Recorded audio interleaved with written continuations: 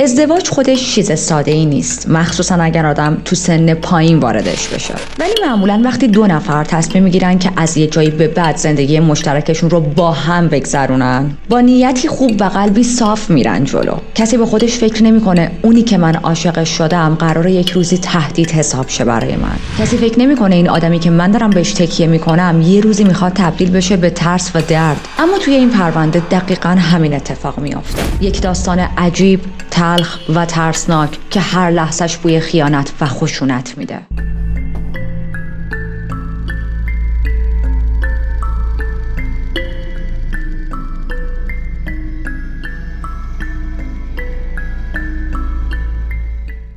من ریتا هستم و در این چنل وارد دنیای جنایی میشیم، جایی که حقیقت عجیب‌تر از خیاله و مرز بین خوب و بد محو میشه. اگر به داستان‌های هیجان انگیز و ترو کرایم علاقه دارید میتونید همین الان چنل رو سابسکرایب کنید و اگر زنگوله کنارش رو بزنید ویدیوهای جدید که آپلود میشه مطلع میشید. آرنیما هایات توی سال 2003 در بنگلادش به دنیا اومد. پدر و مادرش از همون اول براش یک خونه گرم و پر از عشق ساختن. دختر مهربون، باهوش و به طرز عجیبی دوست داشتنی بود. عاشق میکاپ بود، از خودش عکس و سلفی میگرفت و تقریبا همه چی رو تبدیل به فیلم میکرد. یه جورایی انگار همیشه دوربین همراهش بود. توی مدرسه و دوران تحصیلش هم میدرخشید. جزو اون بچه‌هایی بود که همیشه نمره هاشون بالاست. بسیار باهوش و سخت کوش بود و یک رویای بزرگی داشت. اونم این که من میخوام یه روزی جراح بشم. اما باید اینو بدونیم وقتی که فقط 3 سالش بود پدرش تصمیم گرفت برای ساختن یک آینده بهتر از بنگلادش بره استرالیا. سال 2006 بود که پدرش ابو رفت تنها و خانواده‌اش رو گذاشت توی همون بنگلادش، ولی نه به این معنا که مثلا خانواده‌اش رو پشت سرش جا بذاره تنهاشون بذاره. همیشه با خانواده‌اش در تماس بود، مخصوصا با دخترش آرنیما. خب اگر مهاجر باشید یا برای مهاجرت حداقل اقدام کرده باشید میدونید که خیلی وقتها افرادی که خانواده دارن نمیتونن به راحتی دست زن، بچه، شوهر و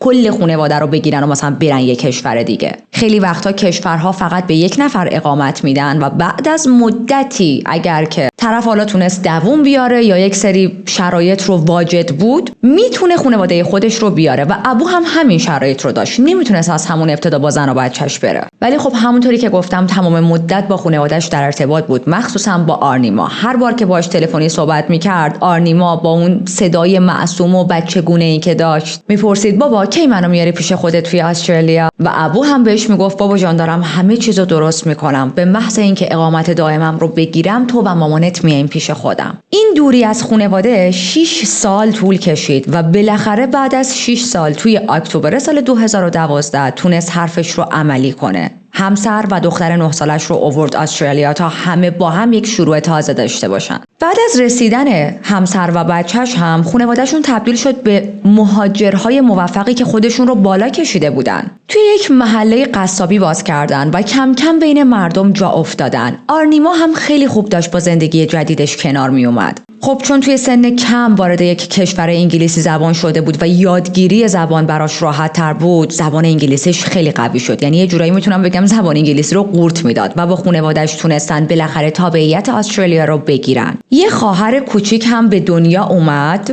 که تبدیل شده بود یک تیکه از قلب آرنیما. اونقدر با این خواهر کوچیکش مهربون بود که همه فکر میکردن مادرشه نه خواهرش. کل خانواده واقعا یه خانواده نمونه بودن، با محبت، متعهد و خوشبخت. همه چیز داشت خوب پیش میرفت. آرنیما رفت دبیرستان، توی HSC یا همون فکر میکنم امتحان نهایی میشه یک نمره فوق‌العاده گرفت. نمرش بیشتر از 97 بود و یک نابغه واقعی بود. یک دختری پر از رویا و گلز که آیندهش مثل دایموند برق میزد. و ما برسیم به سال 2019 که آرنیما از مدرسه فارغ التحصیل میشه. به خاطر نمره خیلی فوق‌العاده‌ای که گرفته بود تونست وارد یکی از دانشگاه‌های بسیار معتبر و عالی استرالیا بشه. و چه رشته‌ای رو انتخاب کرد؟ رشته علوم پزشکی. تا سال 2021 که سال دوم تحصیلش بود و همزمان مشغول کار کردن توی یک جای دیگه هم میشه، یعنی شغل پاره وقت هم میگیره توی یک فروشگاهی به اسم کی مارت. الان که آرنیما بزرگتر شده تبدیل شده به یک زن اجتماعی و پر انرژی که دور و برش همیشه پر از دوست و رفیق بود، شاد، مهربون، خوشرو و اهل تفریح. خیلی با دوستاش وقت میگذروند، ولی با همه این تفریح‌ها هنوزم از اون بچه‌هایی بود که به پدر و مادرش شدیداً وابسته است. ببینید ارتباط آرنیما با خانواده‌اش از این مدل ارتباطایی بود که انگار با هم رفیق صمیمی‌ان، میشستن کنار هم، براشون حرف میزد، درد و دل میکرد. پدر مادرش رو میبرد بیرون، با هم میرفتن رستوران، خرید، سینما. خلاصه هرچی خوشی توی دنیا بود و آرنیما میتونست تجربه کنه، دوست داشت در کنار خانواده‌اش همون خوشی‌ها رو تجربه کنه. و اگر جزو خانواده‌های مهاجر باشین، الان منظور منو میفهمین. ببینید مادر و پدرهایی که مهاجرت کردن، اصل دلیل مهاجرتشون برای آینده بچه‌هاشون بوده. و خب یه جورایی بعد از مدتی خودشونو میذارن کنار. دلشون نمیاد برای خودشون خرج کنن، دست و بالشون نمیره خیلی برای خودشون کارهای مختلف انجام بدن و هی هر درآمدی، هر پولی هست میگن بس واسه بچه‌مون باشه. و آرنیما اینو متوجه میشد، میفهمید که پدر و مادرش هر چقدر که دارن پول در میارن اصلا خرج خودشون نمیکنن و فقط برای بچه‌هاشون کنار گذاشتن. خیلی براش مهم بود که پدر و مادرش هم بتونن در کنار این همه فعالیت و کار کردن از زندگی هم لذت ببرن. واسه همین آرنیما مدام میبردشون بیرون، مدام تشویقشون میکرد که با هم تفریح‌های مختلف داشته باشن. پدر و مادر آرنیما خیلی اون زمان توی استرالیا زبان انگلیسی رو روون حرف نمیزدن. و خب شما وقتی زبان یک کشور رو ندونید زندگیت واقعا سخت میشه.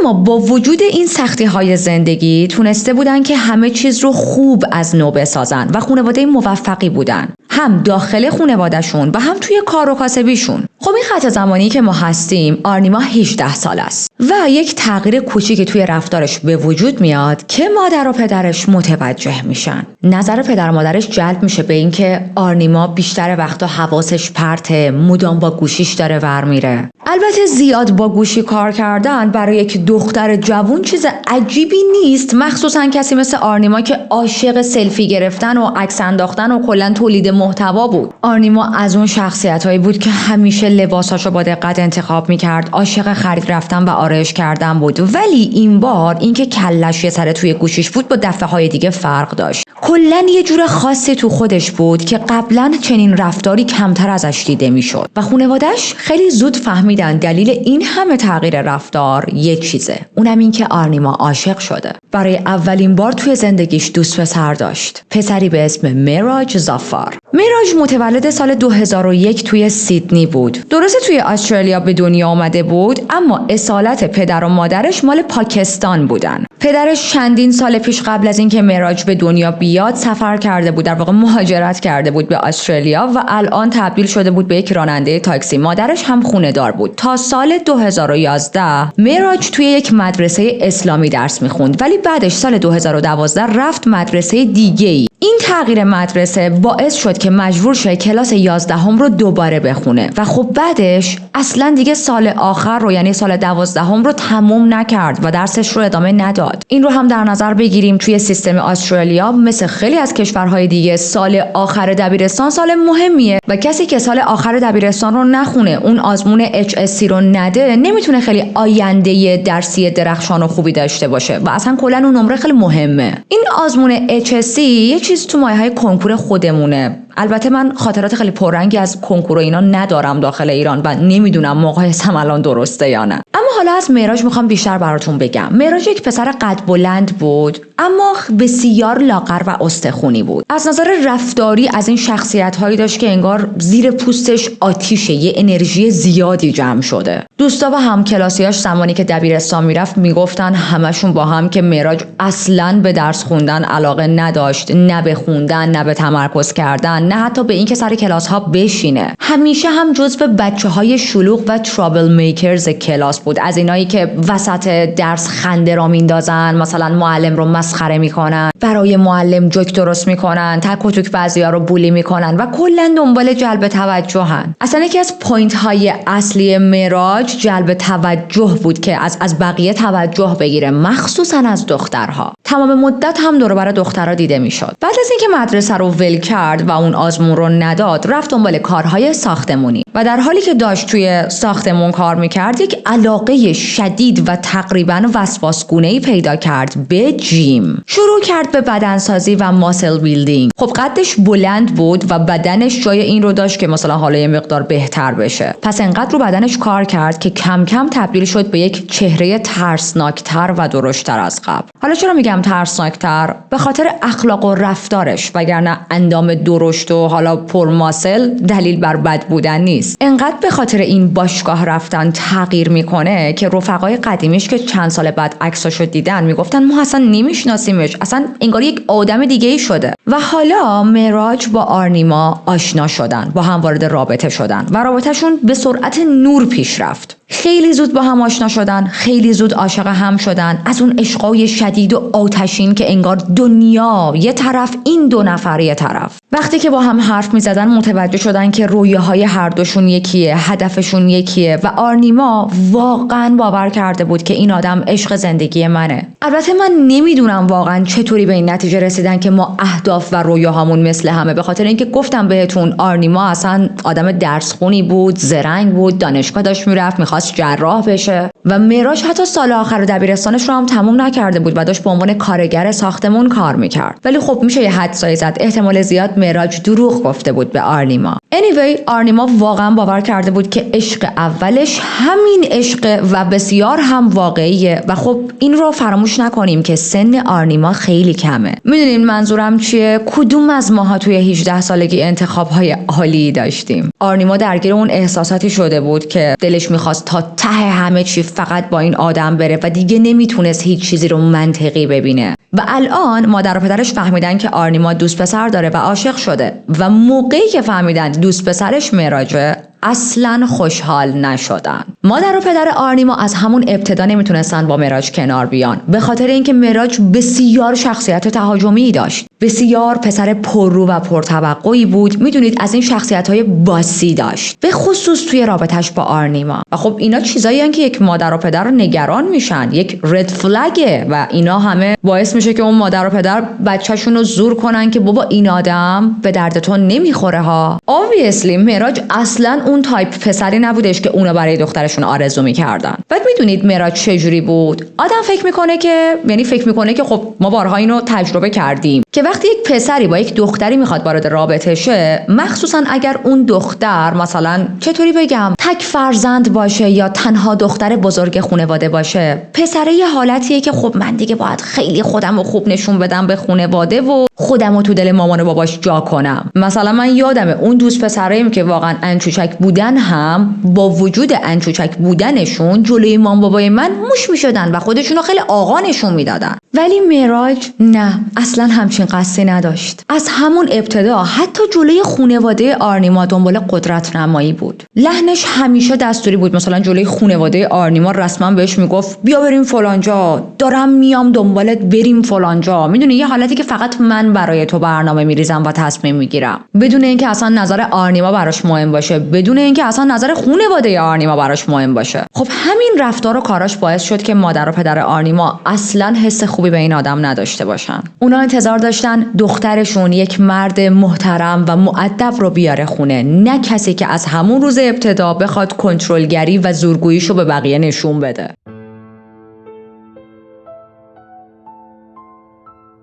خانواده آرنیما خیلی زود متوجه شدن از روزی که دخترشون با معراج وارد رابطه شده چیزهایی توی رفتارش تغییر کرده. اون دختر پر انرژی و اجتماعی که همیشه به مام باباش میگفت من چقدر دوستتون دارم، همیشه برای خانواده‌اش وقت میذاشت، باهاشون بیرون میرفت، حالا دیگه تبدیل شده بود به یک آدم کاملا برعکس. و این تغییرها خوب نیست. شما اگر از ابتدا وارد یک رابطه خوب شید، تغییرهای منفی نباید براتون به وجود بیاد. کم کم فاصله گرفت، با دوستاش دیگه زیاد بیرون نمیرفت، با خانواده‌اش مثل قبل صمیمی نبود، همه وقت و زمان و زندگیش فقط و فقط شده بود معراج. این رو هم گفتیم که از همون اول کنترلگری معراج واقعا واضح بود. حالا بیشتر میخوام براتون تعریف کنم. داداشمون عشق گوز بود، لات کوچه خلوت. با اون قد بلند و هیکل گولاخی که واسه خودش درست کرده بود، یک حس سلطه گرفته بود روی آرنیما و مدام بهش فشار می آورد که الکل بخوره، در حالی که خودش هم دراگ مصرف میکرد و آرنیما اصلا دوست نداشت مشروب بخوره.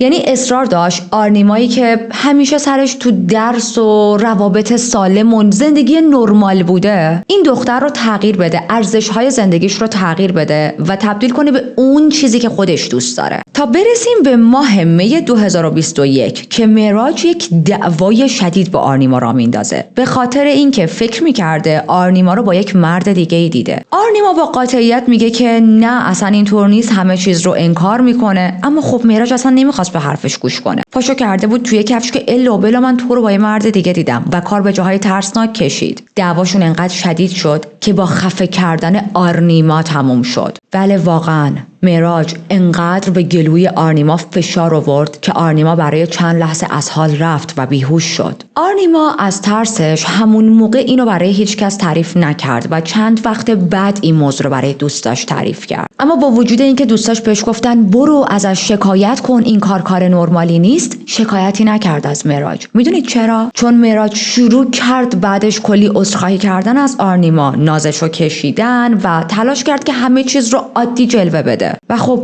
آرنیما باور کرد، چون آرنیما اصلا تجربه روابط رو نداشت. آرنیما سنش خیلی کم بود. تا اینکه ما برسیم به 8 اکتبر 2021 که معراج یه راست دستشو میگیره به چیزش و میره سراغ پدر آرنیما، ابو. با وجود اینکه میدونست مادر و پدر آرنیما اصلا این پسر رو تایید نمیکنن، اصلا این رابطه رو تایید نمیکنن، اما رفته بود که با پررویی بگه من دارم با دخترتون ازدواج میکنم. و بله، نرفته بود که بگه اجازه میدید با دخترتون ازدواج کنم، رفته بود که فقط بهشون خبر بده، نوتیس بده که من دارم با دخترتون ازدواج میکنم. خب ابو خیلی مستقیم، قاطع و محکم گفت که اصلا این تصمیم درستی نیست و ما راضی نیستیم. میگه که ببین آرنیما فقط 18 سالشه که با تو وارد رابطه شده، تو اولین رابطه عاطفیش بودی، مدت خیلی کوتاهی داره از آشناییتون میگذره، ما دوست داریم دخترمون چیزهای بیشتری رو تجربه کنه. و پدرش ابو میدونست که پشت این ظاهر عاشق پیشه یک تهدید خطرناک پنهانه. حالا اینا رو با دعوا نمیگه ها، خیلی سعی داشت که منطقی برخورد کنه و واقعا هم سخته. میدونی شما یکی بدت بیاد، دلت میخواد یه دونه بزنی تو دهنش، اما خب مجبوری باهاش مؤدبانه هم صحبت کنی. اما معراج این حرفا تو کلش نمیرفت و هی میگفت که نه، ما خیلی همو دوست داریم، ما به درد هم میخوریم. در نهایت ابو به معراج یک پیشنهادی میده، میگه ببین به جای اینکه اینقدر عجله کنی برای ازدواج، بذار که یه بار ما خانواده‌ات رو ببینیم، دو تا خانواده ها هم دیگه رو ببینن، آشنا بشیم، بابا ما یک آشنایی ساده حداقل با تو و خانواده‌ات داشته باشیم. خب خیلی براش مهم بود که قبل از هر تصمیمی اول خانواده اون پسر رو بشناسه و تو بیانست من واقعا بهش حق میدم. اما معراج اصلا از این حرف خوشش نیومد. به محض اینکه این حرفو شنید یک واکنش تند و عصبی نشون داد و گفتگوی بین خودش و ابو رو تبدیل کرد به یک تنش و دعوا. در نهایت ابو گفت ما نمیتونیم با هم صحبت کنیم و تو داری بیادبی میکنی، داری بی احترامی میکنی، برو. معراج میره.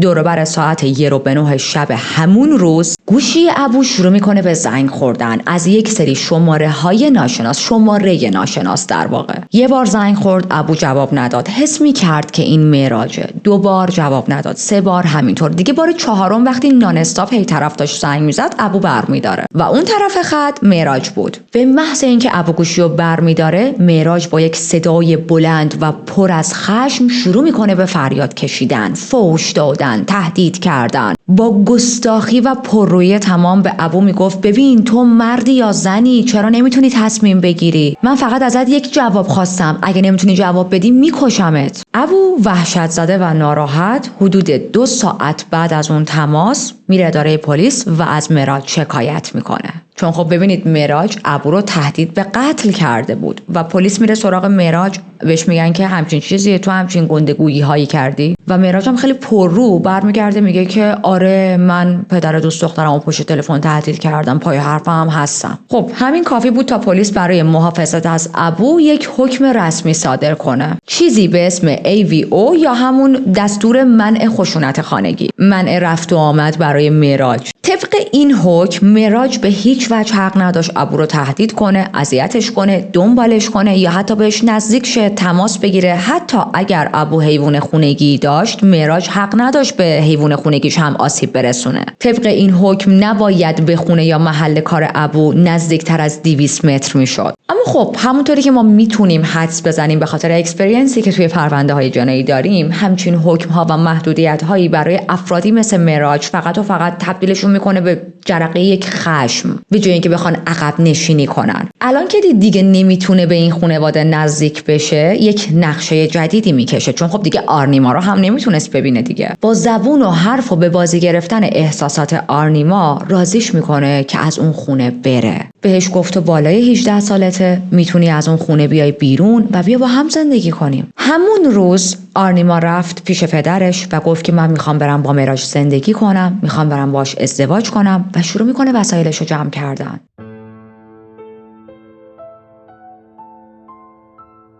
فقط 3 روز بعد آرنیما خونه مادر و پدرش رو برای همیشه ترک میکنه. میره تا با معراج توی یک آپارتمان زندگی کنن و از همون لحظه‌ای هم که از خونه مادر و پدرش میزنه بیرون، دیگه هیچ وقت با اونا حرف نمیزنه. و بچه‌ها خیلی قلبم فشرده شد اینجای کیس. پدر و مادری که تمام زندگی تلاش کردن دخترشون رو بیارن به یک کشور دیگه که آینده بهتری داشته باشه و این تلاش راحتی نیست. مهاجرت کردن واقعا سخته، به خصوص اگر شما خانواده داشته باشید. مادر و پدری که دیدن این پسر obviously یک رد فلگ گنده است که داره راه میره و به دخترشون بارها هشدار دادن، اما خب کله داغ آدم جوون این چیزها رو نمیفهمه و خانواده‌اش هم نمیتونستن جلوشو بگیرن، چون دخترشون بالای سن قانونی بود و آزاد بود که هر وقت دلش میخواد خونه رو ترک کنه و زندگی مستقل خودش رو داشته باشه. اگر مادر یا پدر باشی و الان در حال شنیدن این کیس باشی، میفهمی که چقدر سخته سالها دخترتو مثل دسته گل بزرگ کنی، بعد یهو یک اناقایی بیاد و گند بزنه توی همه چی. و من یک جوری دارم بهتون میگم مثلا انگار من خودم مادرم، ولی خب میشه درک کرد دیگه، چون توی زندگی واقعی همچنین کیس هایی رو زیاد دیدم. anyway گفتیم یک دوری بسیار سنگینی افتاد بین آرنیما و مادر و پدرش. خانواده‌اش دست به دامن پلیس شدن، رفتن پیش پلیس، از پلیس کمک خواستن، گفتن شاید یک راهی پیدا بشه که بتونیم دوباره با دخترمون حرف بزنیم، ببینیمش. اما پلیس گفت هیچ کاری از دستمون بر نمیاد. دختر شما بالای سن قانونیه و این 2 نفر فقط یک دختر و پسر جوون عاشقن که تصمیم گرفتن زندگیشون رو با هم شروع کنن، همین. اما بریم سراغ زندگی جدیدی که آرنیما با معراج شروع کرده. خب رابطه‌ای که از ابتدا پر از خشونت، خفه کردن، سلطه طلبی و آزار روانی بود، قرار نیست خیلی خوب ادامه پیدا کنه و الان کار داره به جاهای باریکتر هم کشیده میشه. چند هفته بعد آرنیما و معراج بدون حضور هیچ کدوم از اعضای خانواده‌شون میرن یک مراسم ازدواج اسلامی برای خودشون میگیرن. این مراسم بسیار مراسم کوچیکی بود، خصوصی بود، همه چیز خیلی چجوری بگم انگار پنهانی بود. هیچ شاهدی، هیچ دوستی، هیچ کسی تو این مراسم وجود نداشت. از اون طرف همسایه‌ها میگفتن که آرنیما یک زن بسیار شاد و خوش برخورد بود و همیشه عاشق این بود که موسیقی با صدای بلند گوش کنه. اما معراج بسیار گنده دماغ بود هر بار ما میدیدیمش. البته اگر میدیدیمش، چون بیشتر شبیه یک شادو بود، همش در حال رفت و آمد بود، کم حرف بود، دوری میکرد از همسایه ها، رفتارش خیلی سرد بود. ولی خب این چیزی بود که همسایه ها داشتن به قولی ظاهر ماجرا رو فقط میدیدن. از وقتی که این 2 نفر رسما تبدیل شدن به زن و شوهر همدیگه، کنترلگری و خشونت معراج خیلی شدیدتر و واضح‌تر شد. اون مسکی که زده بود رو دیگه حالا خیلی راحت در آورد. خیلی زود تبدیل شد به صاحب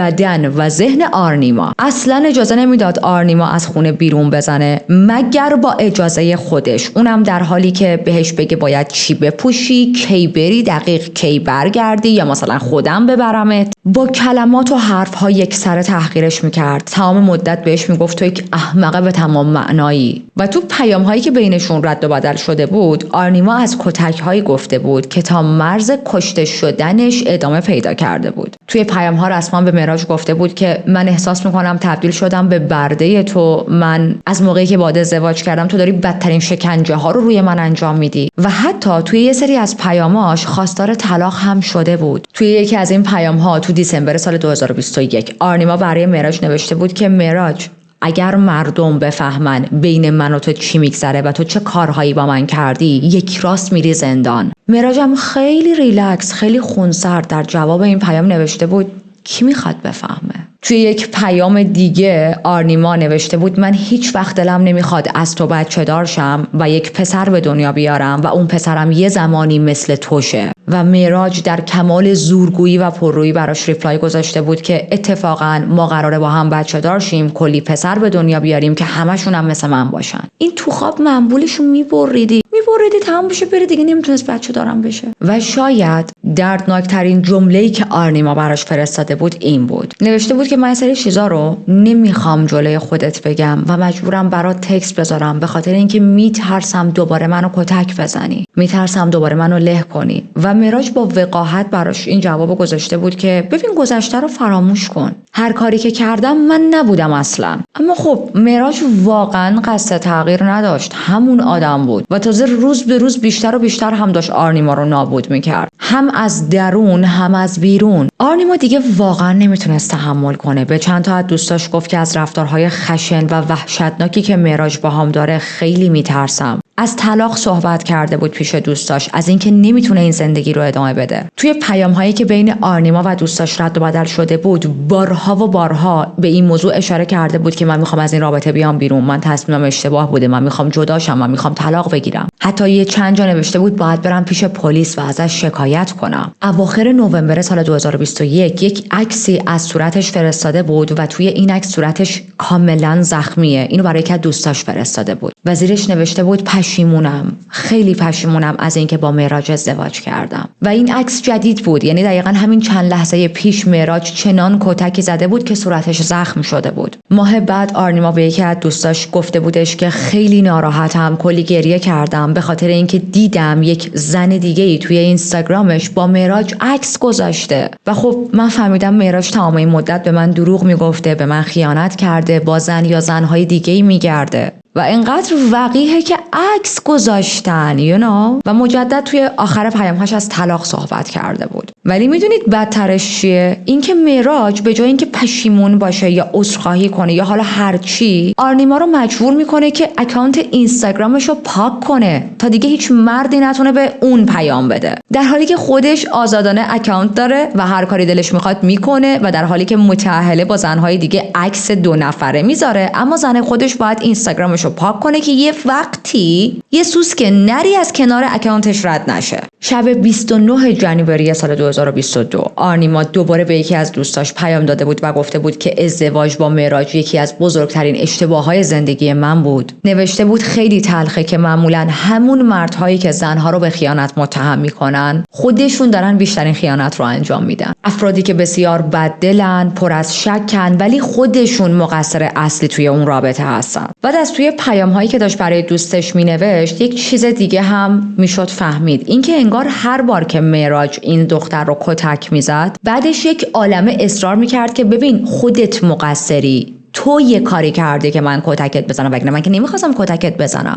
و این دقیقاً یکی از رایج‌ترین و شناخته شده ترین الگوهای سوء استفاده روانیه. بهش میگن گاسلایتینگ، بهش میگن سایکل آف ابیوز. وقتی رفتار طرف وارد یک چرخه تکراری میشه، تنش، انفجار که این انفجار شامل خشونت فیزیکی و یا کلامیه، پشیمونی و معذرت خواهی، در انتها لاف بامبینگ و دوباره همه اینا از اول. اما اون شب یک چیز دیگه هم مشخص شده بود، اونم این که آرنیما باردار بود. آرنیمایی که الان تمام روابطش رو از دست داده، دیگه با پدر و مادرش در ارتباط نیست، به واسطه معراج از پدر و مادرش دور شده، از دوستاش دور شده و یک بچه توی شکمشه. دلیلی که زنگ نمیزنه از مادر و پدرش کمک بگیره شاید به خاطر این بود که دلش نمیخواست به روشون بیاره و بگه که کمکم کنید. یه حالتی که من خودم این مسیر رو انتخاب کردم و خب روم نمیشه به خانواده‌ام زنگ بزنم، در حالی که اگر زنگ میزد مادر و پدرش جونشونم میدادن تا بیان این دختر رو از اون خونه بیارن بیرون. به جاش زنگ میزنه به یکی از فامیلاشون که توی آمریکا بود. تو منابع گفتن زنگ میزنه به داییش و موقعی که داییش گوشی رو برمیداره میبینه که صدای آرنیما پر از غمه، بغض داره و به داییش میگه که من اصلا از زندگی مشترکم با معراج راضی نیستم. گفت معراج تمام مدت الکل میخوره، من رو هم مجبور میکنه الکل بخورم، در حالی که من باردارم و نمیخوام الکل بخورم، در حالی که من دارم توی رشته پزشکی درس میخونم، نباید درانک باشم، باید حواسمو بدم به درسم و خب رشته پزشکی رشته سبکی نیست. اما معراج اصلا کاری به این چیزا نداشت و حالتی بود که زن من باید پای من مشروب بخوره. داییش هم کار خاصی نمیکنه، یه ذره دلداریش میده و گوشیو قطع میکنن. شب 29 جنوری به یکی از دوستاش پیام میده که من جز تو هیچ کسی رو ندارم و بعدش مینویسه که من دیگه واقعا میخوام معراج رو ترک کنم. اما جواب دوستش از اون جوابایی بود که واقعا کاش همچین چیزی نمیگفت. دوستش به جای اینکه بهش بگه آره ترک کن، مثلا برو به پلیس اینجوری بگو، برو پیش خانواده‌ات، بلا بلا بلا، میگه که ببین تو چاره دیگه ای نداری، تو باید با این مرد بمونی. آرنیما ساعت 9:10 شب یک پیام برای این دوستش میفرسته در جواب اون حرفی که دوستش زده بود و میگه که نه نمیتونم، ازش متنفرم. و کمتر از 45 دقیقه بعد از اون پیام آرنیما دیگه زنده نبود. حالا چی میشه؟ اون شب ساعت 8:15 شب معراج خوش و خرم میاد وارد آپارتمان میشه. دستش پر کیسه‌های خرید بود، برای خونه خرید کرده بود، تو سرت بخوره نمیخوایم ما خرید بکنی،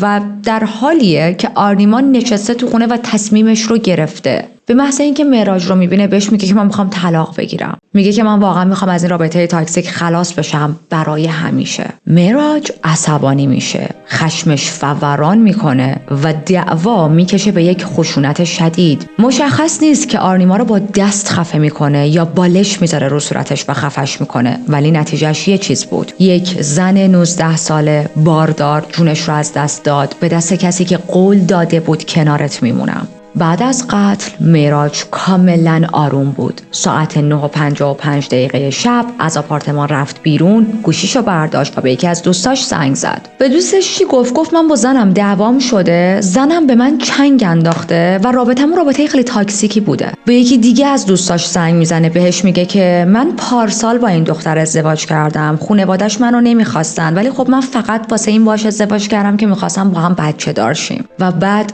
به یکی دیگه از دوستاش یک حرفی میزنه، میگه که من یکی رو کشتم، به خدا قسم یکی رو کشتم، در حالی که اینو نوشته بود کنارش یک ایموجی خنده گذاشته بود. خب رفتارهایی که معراج بعد از قتل نشون داد فراتر از یک قاتل عصبانیه که حالا مثلا یک لحظه یک خشم آنی بهش دست داده و یک قتلی انجام داده. معراج با خونسردی کامل داشت کرایم سین رو مدیریت میکرد. حالا چرا اینو میگم؟ به خاطر اینکه میره سراغ گوگل، شروع میکنه تایپ کردن و گوگل کردن که آیا اسید میتونه پوست آدم رو بسوزونه، یا جمله‌ای مثل این که برای انجام قتل آدم چند سال توی سیدنی میافته زندان. یه حالتی که انگار نه انگار یک انسان رو کشته، انگار داره دنبال دستور پخته یک غذا میگرده. بعدش که حسابی سرچاشو میکنه تصمیم میگیره که همه چی رو پاک کنه، هر ردی از جنایتش رو نابود کنه. معراج صبح روز دوشنبه 31 جنوری سال 2022 ساعت 10:24 با ماشین سر کارش رفت فروشگاه. دوربین‌های مداربسته ضبطش کردن که یک دبه 20 لیتری اسید میخره.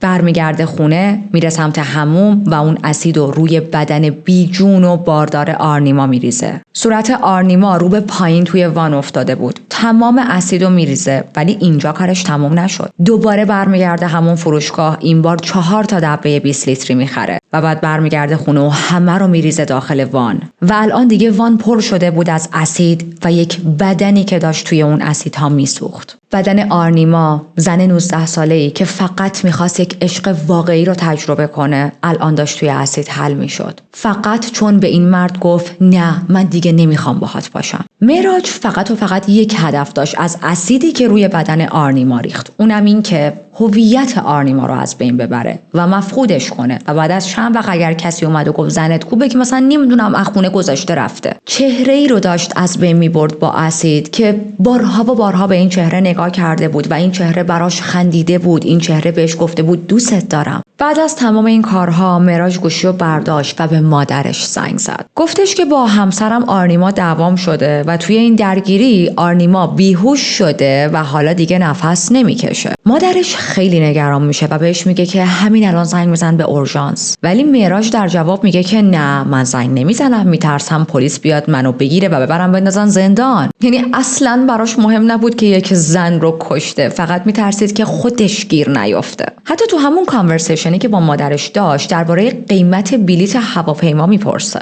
انگار که داشت یه جورایی فرار رو برنامه‌ریزی میکرد. صحبتش با مادرش تموم میشه، اما مادرش که فهمیده بود اوضاع مثل اینکه واقعا وخیمه و یک بیهوشی ساده برای همسر پسرم اتفاق نیفتاده، بلکه شاید یه چیز دارکتری باشه، خودش بلافاصله با اورژانس تماس میگیره و درخواست آمبولانس میکنه. آفرین، ممنونم، چه عجب، ما تو پرونده‌های جنایی خانواده یک آدم مجرمی رو دیدیم که طرف بچه و پسرشون نگرفت و سمت حق و قانون وایساد. وقتی پلیس به آپارتمان رسید مجبور شدن که در رو بشکنن. چیزی که پشت اون در منتظرشون بود چیزی نبود که به راحتی فراموش کنن. توی حموم بدن بیجون آرنیما توی وان افتاده بود. صورتش رو به پایین بود توی یک مایع قهوه‌ای رنگی که ترکیب اسید و گوشت و استخون بود. بوی خیلی تند و بدی می اومد و چهره آرنیما کاملا تغییر شکل داده بود. بدنش دیگه شیپ بدن رو نداشت و بیشترش حل شده بود. 5 تا ظرف بزرگ اسید هم همون نزدیکی‌ها توی حموم دیده میشد.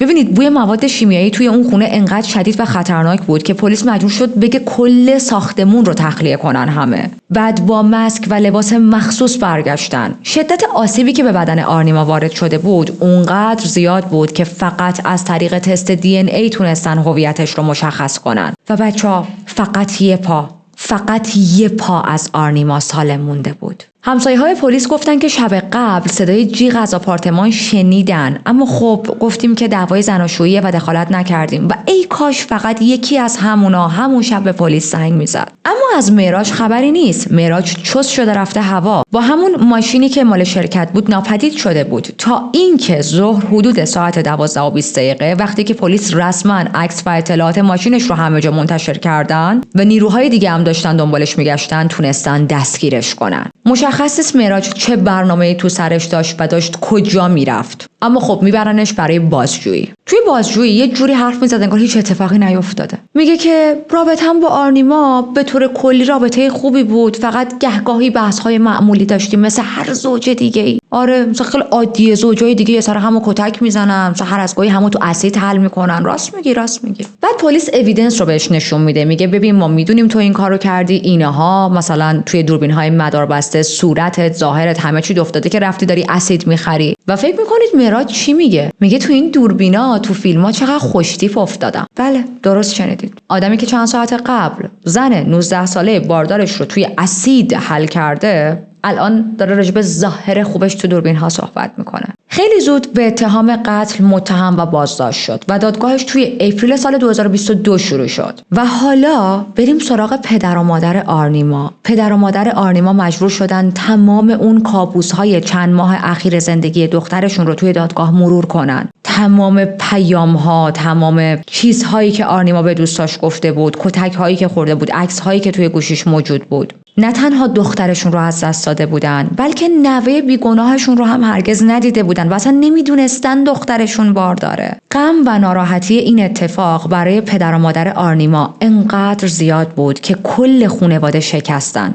حتی خواهر کوچیکش که الان 8 ساله بود کاملا له شده بود. بدترین چیز این بود که حتی نتونسته بودن برای آخرین بار چهره آرنیما رو ببینن. آرنیمایی رو که چند ماه بود ندیده بودن. حالا این چهره رو چرا میگم؟ تو فرهنگ بنگلادشی قبل از دفن خانواده برای وداع صورت عزیزشون رو بوس میکنن. اما خب دیگه صورت نبود، صورتی براش باقی نمونده بود. فقط همون یک پایی که ازش باقی مونده بود و توی یک پارچه آبی و کفن سفید پیچیده بودن تا خانواده بتونه توی مراسم خدافظی فقط لمسش کنه. قاضی توی دادگاه گفت معراج از ترس اینکه آرنیما میخواست ترکش کنه از کنترلگری ها و خشونتش رفت به سمت جنایت. قتلی که توی خونه خود آرنیما اتفاق افتاد، جایی که آرنیما باید احساس امنیت میکرد، اما خب اون خونه تبدیل شد به جایی که زندگیش توش تموم شه. پدر آرنیما ابو خیلی حالش توی دادگاه ها بد بود. با یک صدای لرزونی توی دادگاه اومد و گفت که معراج خانواده ما رو نابود کرد، آیندمون رو شکست، قلبمون رو له کرد. من هر روز دلم برای دخترم تنگ میشه. شبها صورتش رو توی خواب میبینم، صورتی که هر شب میبوسیدم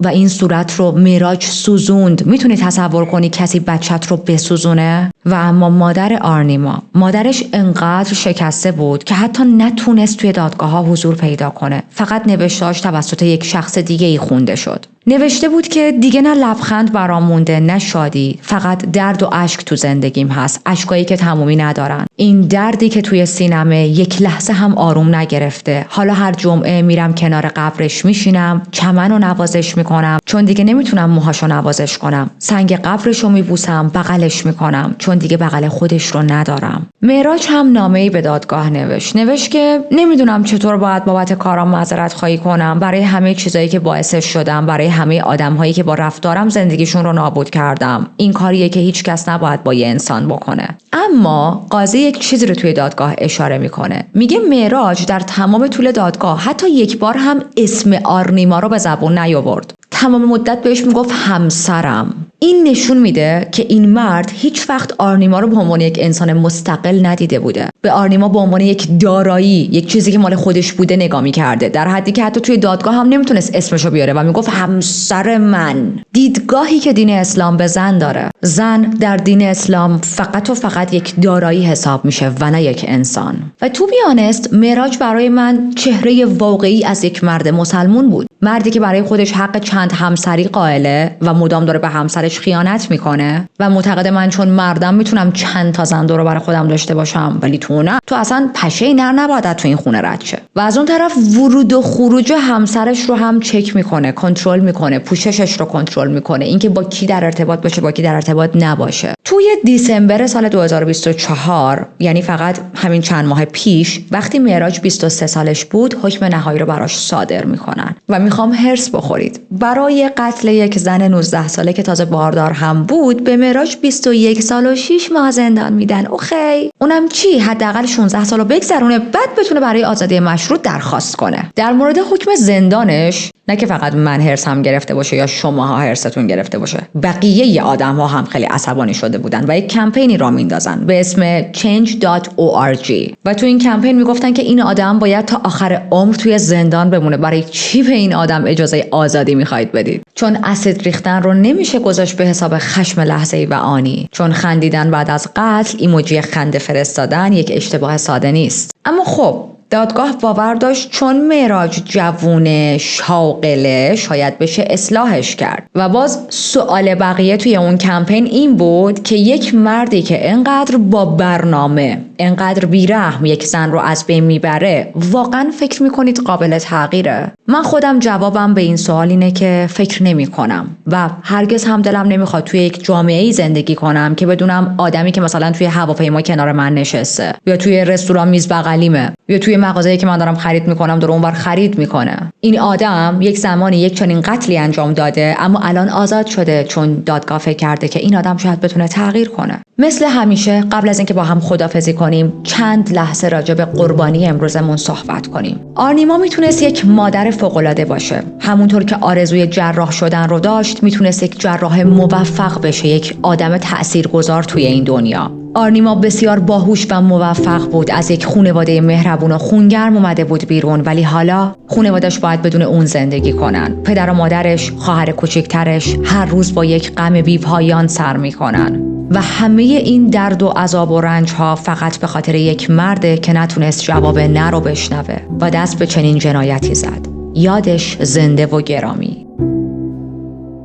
ممنون از اینکه تا اینجا من همراه بودید. اگر حوصله گپ ها، گاسیپ ها و حرف های آخر پرونده رو ندارید، از همینجا خداحافظی میکنم ازتون و امیدوارم تو پرونده های بعدی ببینمتون. اگر که جدید هستید یادتون باشه که حتما دکمه سابسکرایب رو بزنید تا پرونده های جنایی رو از دست ندید. و رفقای اهل دل که تا ثانیه آخر ویدیوها در کنار من هستن. ببینید واقعیت اینه که توی خیلی از کیس‌ها اصلاً به یک سوالی جواب داده نمیشه. تو چنین کیس هایی که مثلا domestic violence و چه میدونم مثلا این تیپ کیس‌ها، اونم این که چرا یک مرد باید زنش رو بکشه، اونم زن باردارش رو؟ چرا برای تلاش کردن این که رابطه‌شو بهتر کنه تصمیم میگیره طرف رو بکشه؟ یعنی معراج فقط زمانی خودش رو نگه داشته بود که فکر میکرد آرنیما که همیشه باید تو زندگی من بمونه و به محض اینکه آرنیما بهش گفت که من دیگه نمیخوام این زندگی خشن رو با تو ادامه بدم، گفته بود کافیه، بسه، I'm done، خسته شدم از کتک زدنات، خسته شدم از خیانت‌هایی که میکنی، خسته شدم از کنترلگری‌هات.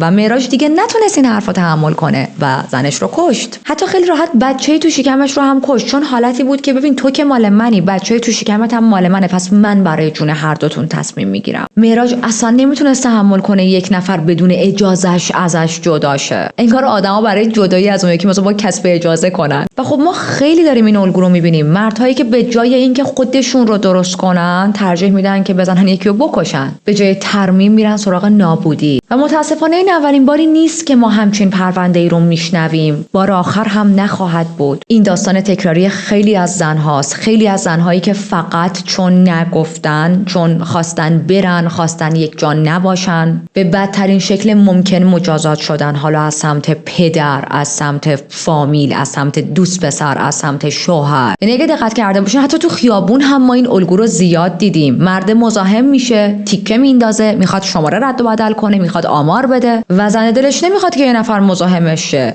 بعد یهو مرد عصبانی میشه و شروع میکنه فوش رو کشیدن به اون زن. چرا؟ چون فقط نشنیده. بعد حالا اینو میخوام بهتون بگم، اون بخش پرونده که اومد بهش گفتش که من میخوام طلاق بگیرم و میخوام ازت جدا شم، میخوام یه نکته بگم که فکر میکنم خیلی مهمه. خواهشاً اگر توی یک رابطه تاکسیک هستید، خشونت خانگی داره روتون اعمال میشه و به هر دلیلی احساس میکنین که امنیت روانی یا جسمی ندارید، به اون فرد خشونتگر نگید که ببین من میخوام این کارو کنم. این یه نکته‌ایه که من تو فیلم ها هم خیلی از دستش هرس میخورم. مثلا طرف برمیگره میگه برو وگرنه زنگ میزنم به پلیس. خب برو زنگ بزن به پلیس. چرا به طرف میگی که اون فرصت این رو پیدا کنی که بلای سر تو بیاره؟ یا مثلا طرف میگه میرم ازت شکایت میکنم بعد همین فرصت میده به اون یکی که خودش مثلا مجرمه یا حالا هر چی که بره پیش دستی کنه جلو وکیل بگیره. سکوت کنیم بریم پیش وکیل، سکوت کنیم بریم مستقیم پیش پلیس. هدفم اصلا ویکتیم بلیمینگ نیست، اوکی؟ ولی خب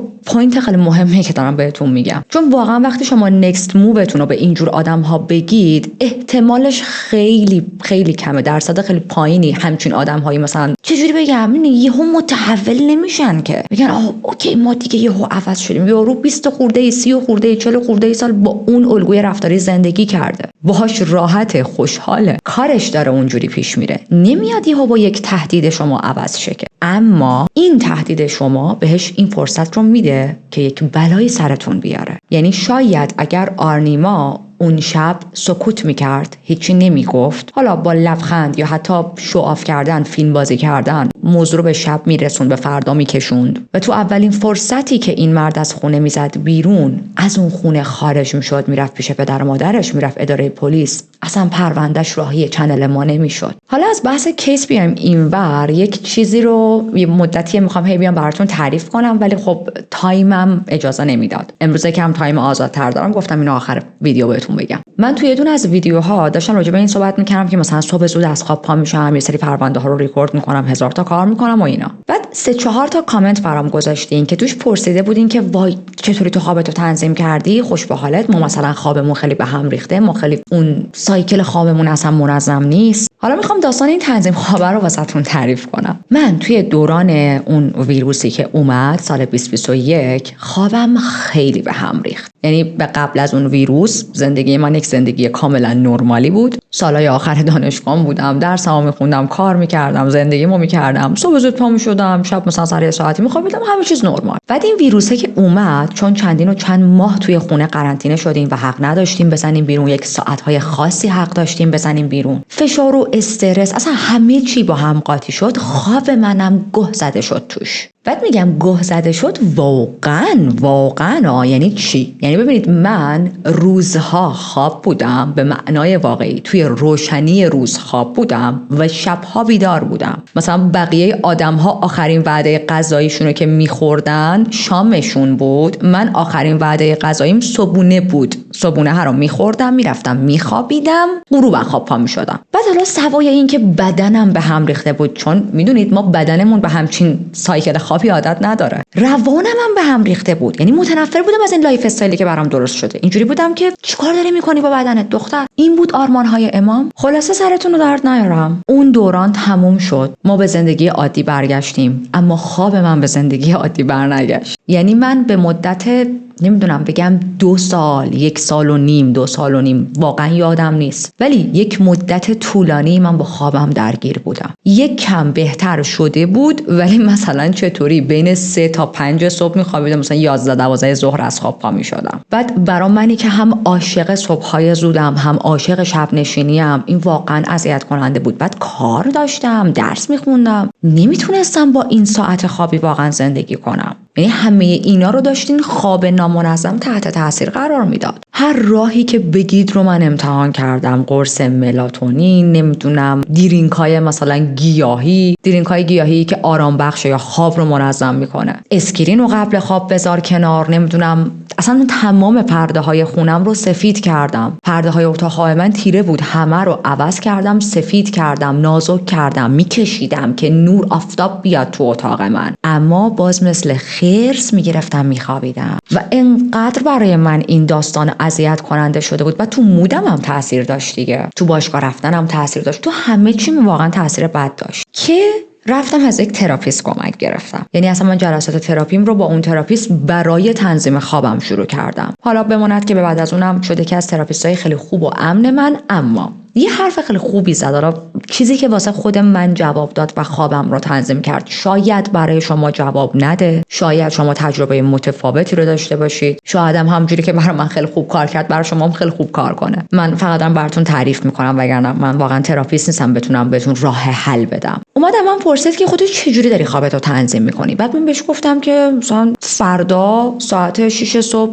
ساعت میذارم و خب پا نمیشم. یعنی 6 صبح این اسنوزه میره مثلا 6 و ربع، 6 و نیم، اینجوری تا ساعت 11 12 زنگ میزنه، بعد دیگه من پا میشم. گفت اول از همه این که اسنوزو اصلا بردار، چون مغز خیلی هوشیارتر و هوشمندتر از اون چیزی که ما فکرشو میکنیم. یعنی ما واقعا نمیتونیم مغز خودمون رو گول بزنیم. وقتی شما اسنوز رو آن میکنی، هر چقدرم که بخوای خودت تو خر کنی که حالا مثلا فلان و اینا، ولی چون این کار رو بدنت این کار رو انجام داده، تو ذهنت سیف شده و مغزت موقعی که میخوای از خواب پاشی میگه خب این که اسنوزه رو آن کرده، یه ربع دیگه پا میشم، نیم ساعت دیگه پا میشم، 2 ساعت دیگه پا میشم. گفتم خب اینجوری اصلا پا نمیشم. گفت خب مگه تو وقتی میذاری ساعت 6 صبح پا میشی؟ تو که در هر صورت داری 12 پا میشی، بدون اسنوز همون 12 پاشو. دیدم راست میگه، بالاتر از سیاهی واقعا رنگی نیست، فرقی با حال من نداره. خب من این اسنوز رو آف کردم. بعد بهم گفت تو داری مثلا بین 11 تا 12 ظهر از خواب پا میشی، چرا میای یهو ساعتتو میذاری 6 صبح؟ میدونین همون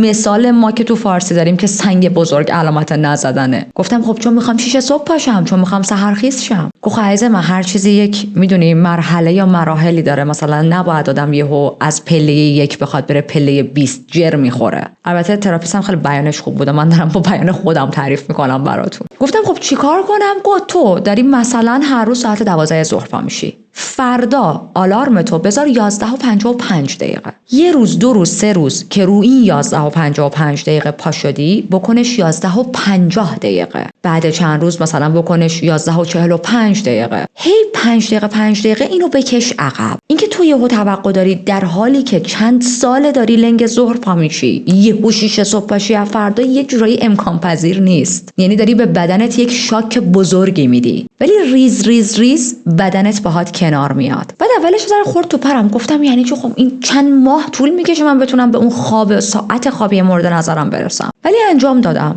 و واقعا برام جواب داد. و ببینید از 1 ساعتی به بعد، یعنی مثلا وقتی همجوری 5 دقیقه کشیدم عقب و رسیده بودم به مثلا دور بر ساعت 9 و نیم دیگه میتونستم پاشم، دیگه 5 دقیقه نبود، دیگه یه ربع میکشیدم عقب و باز میتونستم پاشم. تا اینکه الان برای مدت زیادیه میتونم قشنگ صبح زود پاشم، حالا بین مثلا 5 تا 7 صبح بسته به کار اون روزم، اسکیجولم، چه میدونم تمام فعالیت‌ها و برنامه‌هایی که تو اون روز دارم. و این تنظیم خواب خیلی خیلی توی زندگیم تاثیر خوبی داشته، از هر نظر، از نظر منتالی، از نظر فیزیکی، تغذیه، همه چی. خلاصه امیدوارم که به دردتون بخوره این چیزی که گفتم. این موضوعی بود که به خود من خیلی کمک کرد و من ببینید واقعا درگیر خواب بودم. میگم دیگه جوری شده بودم که روزا کامل خواب بودم، شبا بیدار، مثل یک حیوانی که کلا چرخه زندگیش فرق میکنه با بقیه. حالا الان بعضیا نیام بنویسن ای چرا به خودت میگی حیوان دور از جون. من کلمه حیوان رو توهین یا فحش نمیدونم، بر همین اشکال نداره به خودم میگم. اینم از اینو. میخواستم این داستان رو تو چند تا پرونده قبلی براتون انتهاش تعریف کنم، ولی خب واقعا تایمم خیلی تنگ بود دیگه. سخن بزرگان براتون ندارم. حج خانم ریتا صحبتاش تموم شد و فقط میتونم بگم از خودتون مواظبت کنید. امیدوارم تک تکتون رو تو پرونده بعدی صحیح و سالم و سلامت و پرپول و بانشات و توپ و بالاها ببینم. تا پرونده بعدی، بدرود.